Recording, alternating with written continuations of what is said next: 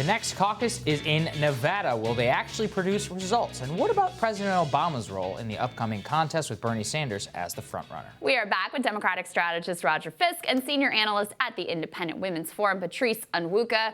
All right, so we just had this actual results out of New Hampshire. Very exciting. Bernie 1, Pete 2, Amy surprising 3, Warren and Biden very far back in 4 and 5. Roger, we have not had, and I'm saying this over and over again because it's driving me nuts, we have not had a poll out of Nevada since early January. So we really don't know what the lay of the land is there. Right. What are your guesses about who could be competitive in Nevada? It's the first diverse state that these candidates will have to compete in, and so I think the result could be very significant. I think there hasn't been a poll because their process is completely opaque and indecipherable to everyone. Like, Really? I was reading about it this morning. I was like third preference something or other, and how you early vote in a caucus. I'm like, does that mean you go down to the I gym? asked the same thing. And you I was like, speak how does there this alone? work? Like, Yeah. I don't know. But you know, The pollsters are just like, the interesting thing that I'm looking at is it's the first really overtly kind of union state, at least on the Dem side. True. So and then there's a head and heart thing going on, right? Do they split from what you could maybe assume would be a natural allegiance to Biden and go more in the philosophical direction to Sanders?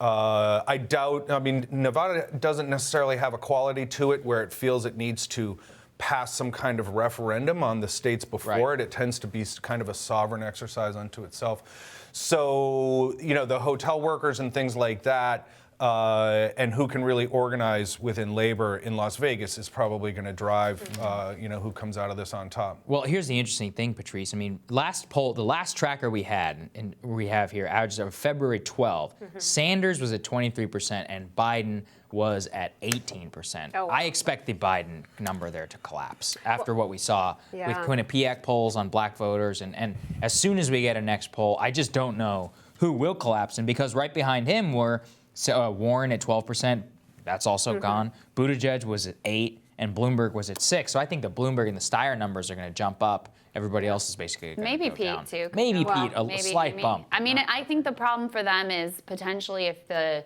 bump that comes for the, you know, if Biden's numbers collapse, that they're not all going to go to one other candidate. They're going to split amongst a number of them. And spread across. I'm looking particularly at the demographics, and not just black voters, but Hispanic voters, which represent, 20% of the Democratic base in Nevada. So, you know, where are they going? Is there some allegiance to Obama maybe there, and maybe to Biden? I don't know. But all of these candidates, frankly, have struggled with getting some sort of minority support. And so, particularly Buttigieg. But, you know, when we see Buttigieg and Warren. and I think Warren is becoming less and less of a factor at all anyway. So I think that's going to be interesting coming out of Nevada. I agree with you. I was trying to understand exactly what the process is going to be, the early voting. And then if there's a tie, I guess there's a deck of cards that makes a decision. It's like flipping a coin. So That's comforting. it's very comforting. That's how It's really democratic. It's awesome. And Roger, I mean, look, Iowa and New Hampshire did not have large non-white populations, but among the voters of color who showed up, Bernie Sanders dominated in both states, especially among Latinos. I think the exit poll I saw out of New Hampshire had him at 43%. With Latinos, the numbers out of Iowa were even higher. It's 50. We've been hearing on this show for a while that they have invested for months and months into reaching Latino communities in Nevada, in California, across the country. So it would seem like the demographics are very, very good for Bernie Sanders in the state of Nevada. Caucus system, opaqueness, union meddling. You know, the union bosses are trying to put a spike on his momentum there, but I would think that this could be a very good state for him. Yeah, I mean, I agree with the second part of your point. The first part, I mean, the microscopic representation of minorities in Iowa and New Hampshire could roughly fit in this room, right? So I don't want to put either too much or too little into that. Yeah, I mean, the test really for Sanders is how much time, because when you think of it through the lens of a campaign that has a lot of gas in the tank, and so they know that they're going to be active on into April and May, is winning Nevada more important than getting out to some of the Super Tuesday states? For example, you could make a great case for checking the boxes in Nevada, but if you're sitting on $25 or $35 million, do you start to spend some time in California? Do you start to spend some time in Texas? Virginia is going to be very, very interesting, things like that. So in terms of forensics, like where the candidate and the campaigns are choosing to spend the time, which is the most precious resource of any campaign. And also, it'll be interesting when they file again and we can see where some of the money went.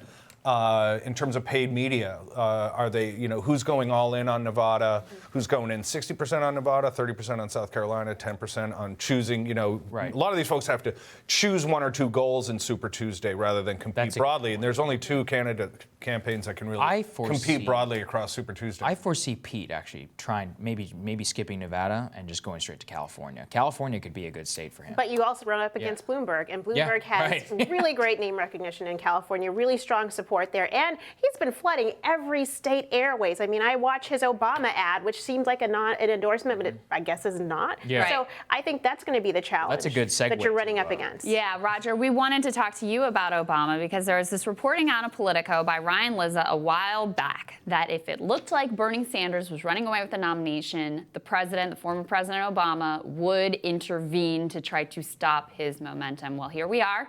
He has gotten the highest number of votes in both states. He is number one in the national polls. He's number one in Super Tuesday. He looks very well positioned. It's hard to see who is a real viable alternative to him at this point, with the fact that it's very early, of course, understood. Do you think that he would actually jump in the race? First off, I should disclose that I have an operational relationship with the foundation, which is very strictly firewalled from anything that he does on behalf of candidates or anything else. So like those are literally two very separate things. I don't have any visibility in terms of the internal thinking. Can you call him up and get him on the phone and just ask him what he's thinking? Yeah. Fundamentally, specifically on our side of the aisle, the Republican side is a little bit more enamored with nostalgia and yesteryear than we are. So, and I say that because anyone who's out there banking on Obama's support to help them with the nomination or anything else, they've got to be focused on tomorrow. For every ounce of energy that you spend focused on yesterday is losing, frankly. And to me, Joe Biden could have taken that advice. Yeah. Well, yeah, and I had a couple other thoughts about Biden. Maybe we'll save them for a different conversation. But and then to me, the role the former president could play would more be to come in, we talked in the last segment about a brokered convention or something, but more be to come in once there's an established nominee, and then he could come in and try to help stitch together some of the disaffected parts. That's where I think he can really provide. He probably will do. I would imagine so. I would imagine so. And again, that's just speculation on my part. But anyone who's thinking now that, if he would just cut a 30-second piece for me, then I would, win Texas is, not serious. Well, I don't think it's. I've got to ask, what impact does Obama still have among young people? I mean, Bernie Sanders is strong support among young people. And I just wonder, a lot of the pushback we see on the Democratic side among the youth is that they're much more embracing of socialism, sure, but they actually don't have that nostalgia for the Obama years that maybe some older voters tend to have. So in South Carolina, for example, Joe Biden is hoping the black folks will get me across the line. Well, that's the black older voters, not necessarily the black younger voters. That's the thing is we've covered. Very interesting. I don't actually think that Obama would be able to swing the young vote. And if anything, the main reason he won't do it is it would destroy his credibility with a lot of young people who look at him fondly, don't necessarily agree with his policy, the presidency, how he left the country. And so from that perspective, it doesn't make sense for him, and it would really just throw a mess into everything. Plus, to be successful, any of these things have to be bottom up. Right. An element like the former president can come in and enhance and ratify, but can't build. You can't bring something from scratch that doesn't have an organic energy to it. All right, guys. Great to have you both. Thank you. Thank you. That's it. Tomorrow on Rising, we're going to look at the latest polling of college students. And friend of the show, Sam Cedar, is going to share his reactions to the New Hampshire primary. That all tomorrow. Thank you so much again for joining us last night. Thank you for joining us today, and we will see you back here very soon. See you guys.